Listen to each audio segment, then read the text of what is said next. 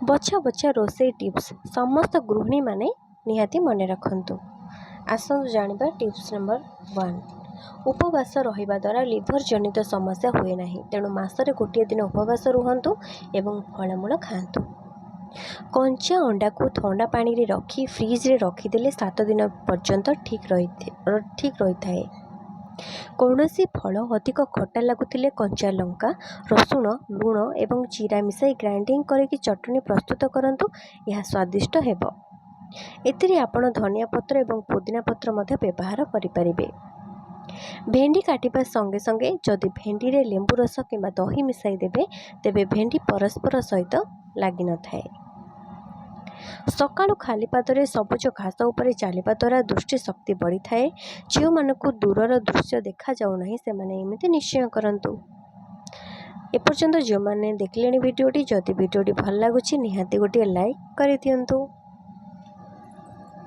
अल्प ठंडा पानी रे 1 चम्मच लेंबू रस एवं अल्प लुण पकाई सही पानी रे चेहरा धोइबा द्वारा चेहरा टाइट एवं चमकदार होइथाए। बरा तैयारी कला बेले बटा आण ठीक अच्छी कि नहीं परीक्षा करिया पई 1 कप पानी रे किछि बुंदा आण पकेकी देखंतु।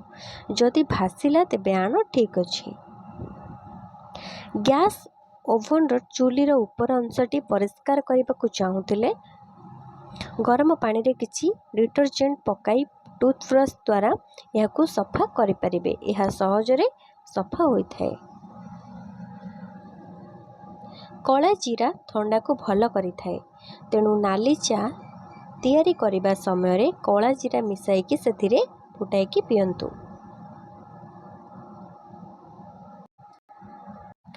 परोटा तैयारी कले जदि आपण अट्टा चकटिबा बेले गोटे सिझा आलू मिसई देबे परोटार स्वाद 2 गुणा बढ़ी जिवो।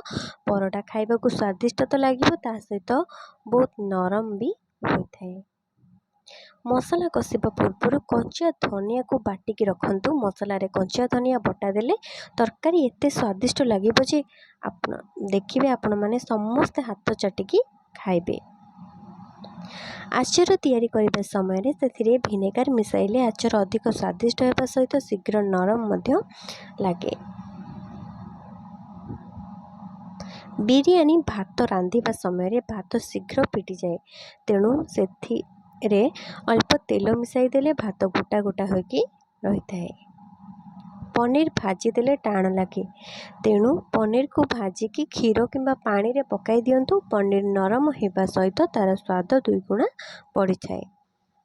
माछ भाजिबा पूर्व सेथिरे किछि विनेगार मिसाई कि भाजंतु, देखिबे माछ आदौ भांगी न थाए। डाली को भल भाव खरा रे सुखाई गोटे काच जार रे स्टोर करके रखंतु। डाली डबारे किछि सुखिला लाल लंका पकई दियंतु। डाली रे पोक लागिबेनी एवं अधिक दिन पर्यंत सुरक्षित रहिबो। जे कोनोसी ग्रेवी रे अत्यधिक तेल किंबा घिओ थाए तेबे एहाकू किछि समय पई फ्रिज रे रखि दियंतु। एहार तेल ऊपर जमी जीवो, तापरे आपण एहाकू सहज रे बाहर करि परिबे। तापरे खाइबा पूर्व आउ थरे गरम करि दियंतु। जे कोनोसी ग्रेवी रो स्वाद को अधिक बढ़ेबा पई पियाज को भाजिबा समय रे आधा चम्मच चीनी मिसाई दियंतु। तेल रे चीनी तरळेला परे ग्रेवी सुंदर रंग और स्वादिष्ट होइथाए।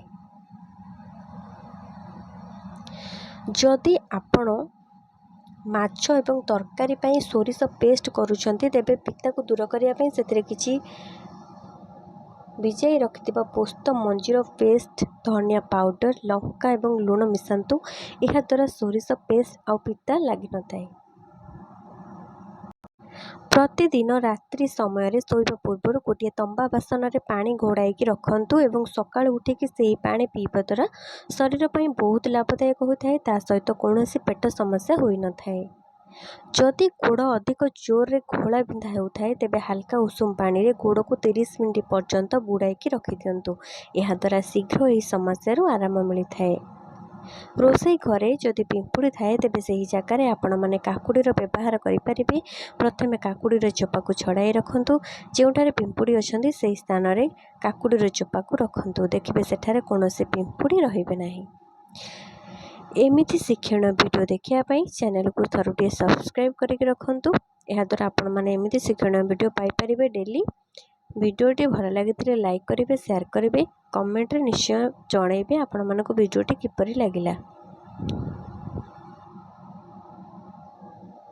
Thank you.